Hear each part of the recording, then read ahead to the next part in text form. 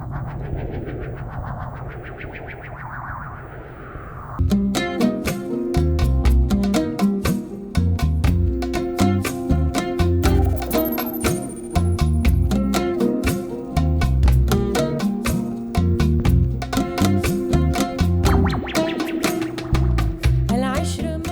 name is Alaa Satir. I'm an illustrator and graphic designer. I'm Sudanese and I'm based here in London because I'm doing my master's in visual media, in illustrations and visual media.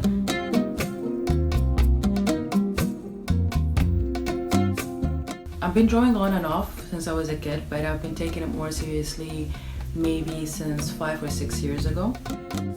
It started with me going to architecture school because I wanted to study something that's not 100% artistic and not 100% scientific, and architecture was something in the middle, which I liked, and studying it was fun.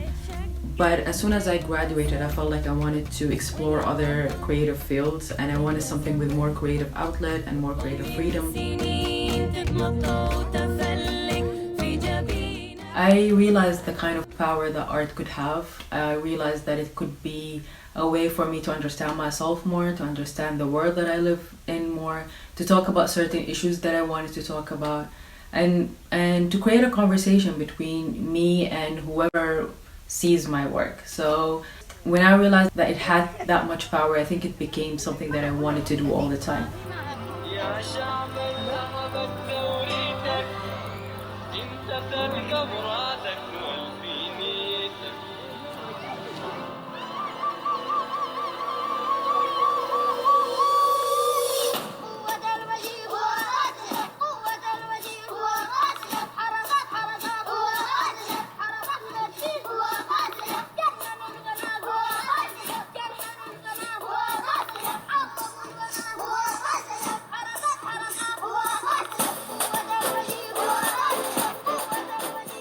It took time for me to get to the point that I have right now, where I think I have like an artistic language that I can rely on. I knew that I was into cartoons and funky drawings, and at the same time I knew I was into realistic portraiture, and I want something in the middle to combine the two.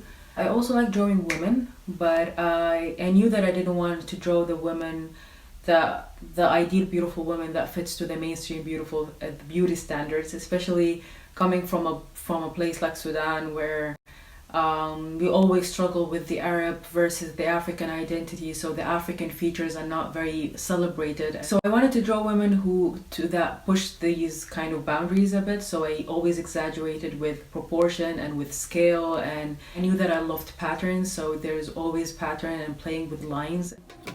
When ya Watan, when ya zaman, كبر من سنين تتمطى وتفلك في جبينك بالألم. I think Sudan in general is a very challenging place if you're an artist.